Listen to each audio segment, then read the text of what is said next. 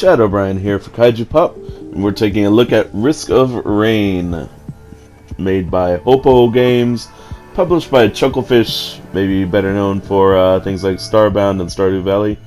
We're gonna get things started by looking at the Commando, the basic character that everybody has to start the game with. Gonna look at some of his skills. Every character comes with 4 basic skills tied to the shoulder and trigger buttons. So we've got a little basic attack there, you shoot.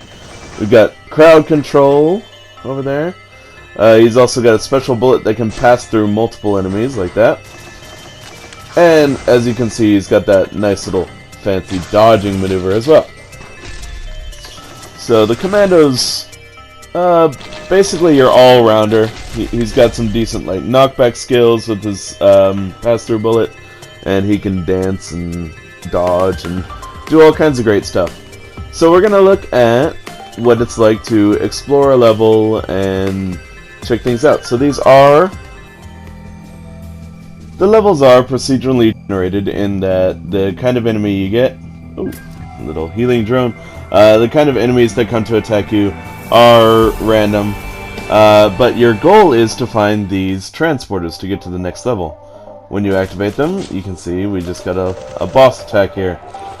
So he's kind of hurting me because I'm not dodging too well, but the bosses aren't the big thing you need to worry about. It's actually the wave of enemies that will come to attack you whenever you activate the transporter. So as you can see here, I'm actually making pretty short work of the boss. And that's how most of the bosses will turn out. They'll be dead long before the transporter's done. As you can see there, I've still got a minute to go. Now, over on the upper right, you can see a little gauge telling me the time for this run and also the difficulty. I've set it to very easy just for the purpose of the video, but it doesn't really matter what you start as, because as you progress through the game itself, the difficulty will increase. So it increases every 9 minutes, so you'll go from very easy to easy, easy to medium, medium to hard, and so on. I finished the game, the first time I finished the game, I finished with the difficulty level of ha ha ha ha, so there's all kinds of weird stuff mixed in there. And accordingly, the enemies do spawn more often the more difficulty you get. That does mean that there's kind of incentive to finish these levels as quickly as possible, but at the same time, killing more enemies gets you. Just a moment. As you can see there, I just finished the timer, transported out of there, killed all the enemies. So you start each level with very little money, because whatever money you had left at the end of the previous level goes into your character level. So you can see there on the lower part, the number to the left is your character level, and that affects things like damage and health. And then you've got your skills, and each of them has a cooldown. So it's kind of important to keep track of that kind of thing.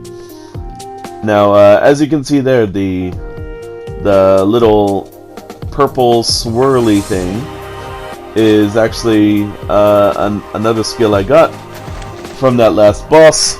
Every boss, when you kill them, they drop an item, and this one is really nice because it sends out like heat-seeking damage spirals as soon as you kill an enemy, which is nice.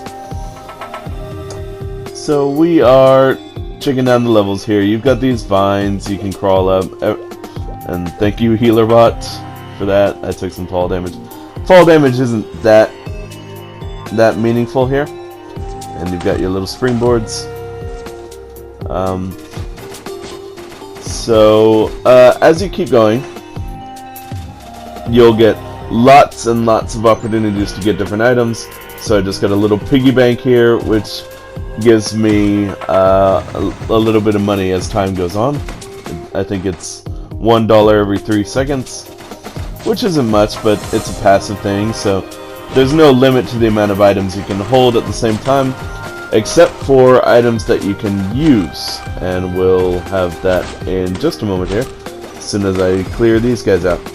So you can see down to the left here, we've got kind of a shop, a mini shop. You can select one item and then the others go away. So I'm going to select a random item, and there I got the minefield. So the minefield is a usable item. There, I just placed it. So that has a much longer cooldown. I just wanted to see what the cooldown was, so I did that. Now, as you can see, it hasn't come to the 9-minute mark here yet, so we are still on very easy. We're not being swarmed by enemies, which is, you know, fine for the first few stages. You wanna go light and easy, but at the same time, it means you'll get less experience and less money, which means it's going to be harder to actually get into those chests. Especially if, for example, in my first playthrough, I managed to get to level 4 without leveling up much at all, and yeah, that was not fun. Couldn't buy anything, and everything was attacking me and killing me quite quickly. So yeah, enemies do not scale to your level; they scale to whatever the difficulty is. But I think there's also a little bit of scaling for the level itself, whatever stage you're on. I mean, now the ultimate goal is actually to get off of the planet, to find parts of your ship, or the remains of your ship, so that you can get up. Now I got a little mortar tube, which can fire an explosive during my combos. So the goal is to get all these transporters to go back to your ship and then get off the planet. Barbed wire is great. It does damage to any enemy who is close to you, which is much better for the enforcer, and we'll talk about that in a bit. So we just activated another transporter, have to wait 90 seconds, and we've got another boss, who hasn't shown up just yet because I haven't been paying attention. He's actually a bit over to the left, but I want to get away from these guys. So, thank you, healer bot. So you can see, just dancing around. That's what the commando does best. Dance, dodge, fire bullets through everybody. And now I finally noticed the boss, so I'm gonna go out there and I'm gonna pelt him with some mortars. And look at that life fall. Look at that life. And now I'm gonna throw some mines down. Maybe, I don't know. I forget what happens there. So he's dead. Got just a little bit more time. Now the thing is, you can't just stay by the transporter. There we go, there are my mines. You have to kill every enemy that is remaining at the end of time. But, fortunately, it will point you in that direction. So we are going to go ahead and stop here and move on to the Enforcer, another character. You can unlock these by doing various quests in the game. Alright, so let's check out the Enforcer. As you can see, I've got a couple of other characters as well, but the Enforcer is my kind of guy. He is a defensive player, I'm a defensive player. He's got a gigantic shield and a crowd control shotgun. And his skills are the shotgun, but his number one skill is to shield up like this. Any damage to his coming from the shield will be blocked. All damage, period. If it comes from behind or like underneath, then it's a different story. Plus he also has a shield bash to knock enemies back and like a grenade to stun them. But now we're going to look at what happens when you get lots of items and lots of weapons and all that good stuff. So I've just killed the boss here on the stage. I didn't want to go ahead and spoil another boss.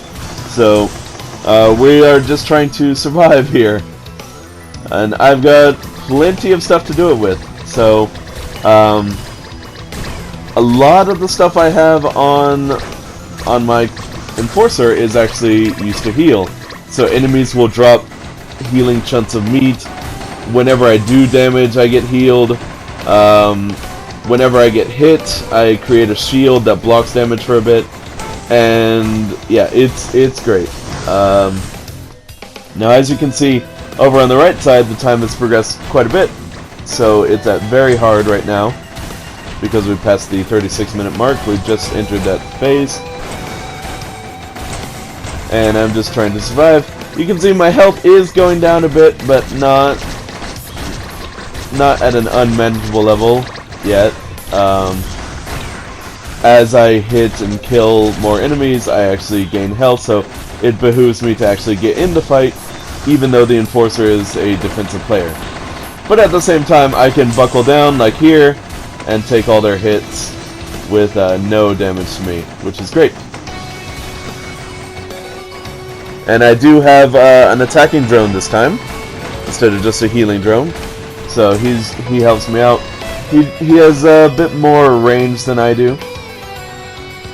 So you can see here we've got 2 more enemies, which is actually kind of misleading because this enemy splits into more, but this is what happens when you don't kill all the enemies on the screen or on the map.